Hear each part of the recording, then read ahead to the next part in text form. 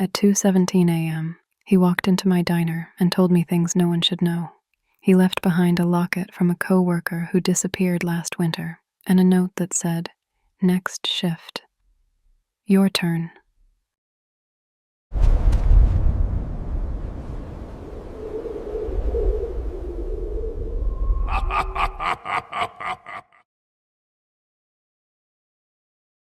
It was one of those nights where the world feels abandoned. Rain hammered the empty highway in relentless sheets, turning everything beyond the windows into shifting darkness.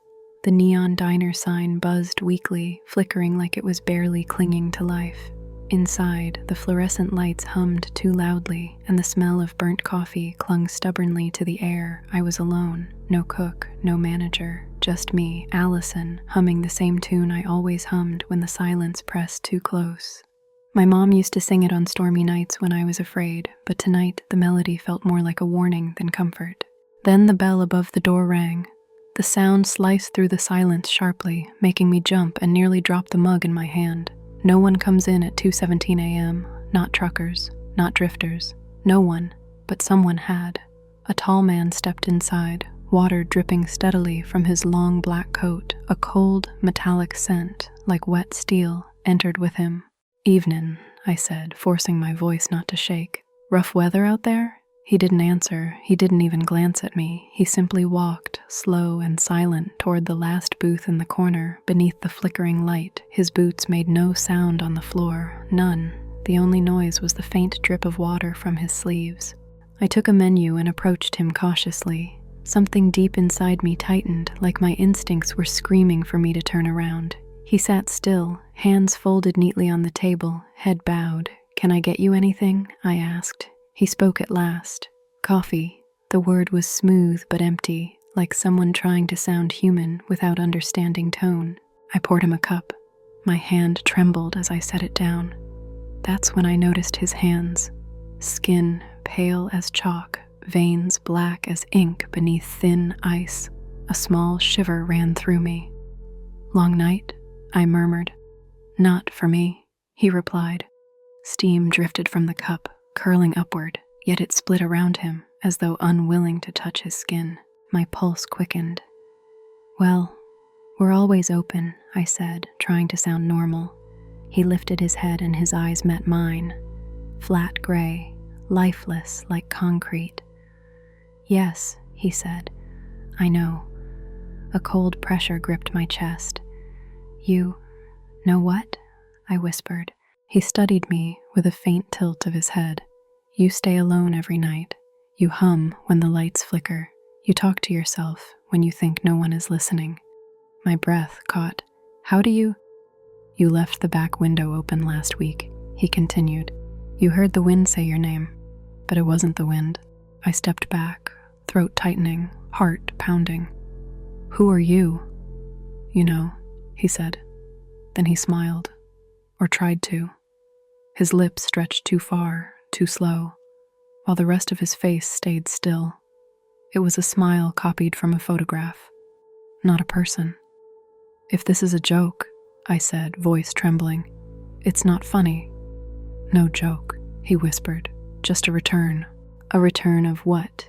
He reached into his coat and placed a tarnished silver locket on the table. My breath hitched. Lila's. It was Lila's. Lila, my friend, my coworker, the girl who disappeared after her night shift last winter. Her car had been found running near the woods, snow piling into the open driver's door. They never found her. "Where did you get that?" I whispered. He pushed the locket toward me with one long finger. "She gave it to me," he murmured, when she stopped asking questions. The lights hummed louder overhead.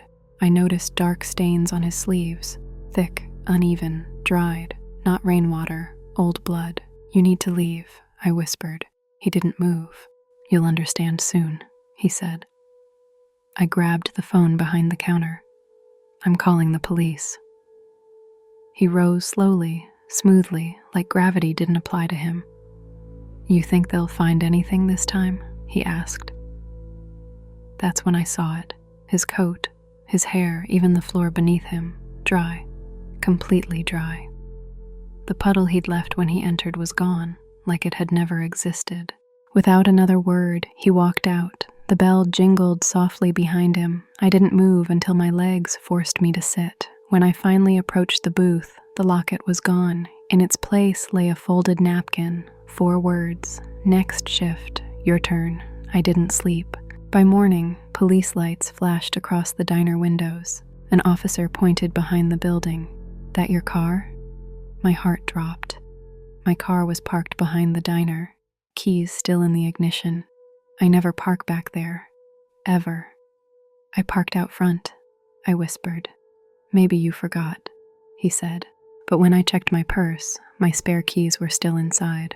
Someone else had moved my car, just like Lila's had been moved. A cold dread settled into my bones. Later that morning, I went straight to the manager's office. "I'm quitting the night shift," I said. "I'm done." He didn't look concerned. "That's fine," he said. "Last night's shift was done anyway." My breathing slowed. "No, I didn't work last night. I left early." He frowned, genuinely confused. "What are you talking about? You're the only one who works nights. If the shift was done, you did it. Who else would it be?" My mouth went dry. "Lila worked nights before me." He stared at me blankly. "Who's Lila?" He wasn't lying. He truly didn't know her name. An icy coldness crawled up my neck. The shift had been finished. The register had been closed. The lights had been turned off. Someone had worked last night, but it wasn't me, and it certainly wasn't anyone human. Something had stood in my place and erased itself from his memory, leaving only me to fill the gap his mind couldn't reconcile. That night, I went back only to gather my things and leave forever, but when I stepped inside, the diner was dark except for the corner booth, the same booth he had sat in. A cup of coffee sat on the table, still steaming. Next to it lay a locket, not Lila's, mine. My hands shook as I opened it. Inside was a tiny photo of me wiping the counter, smiling faintly, taken from outside the window. The angle was close, too close. A cold wave of nausea swelled inside my chest so violently I had to grip the table to stay upright. My skin crawled, my throat tightened, my heart pounded so hard it hurt. Whoever took that photo had been inches away from me, watching me, maybe breathing behind the glass. My hands shook violently as I closed the locket. I felt exposed, violated, hunted. Only then did I reach for the booth light and turn it off with trembling fingers. The neon sign outside flickered, and for a split second, the window reflected the inside of the diner. In that reflection, I saw him, sitting in the booth, watching me. I spun around. The booth was empty, but the coffee was still warm. I backed toward the door, fumbling with the lock, forcing myself not to scream. As I stepped into the rain, the neon sign buzzed behind me. "We're always open," and deep down, I knew the truth.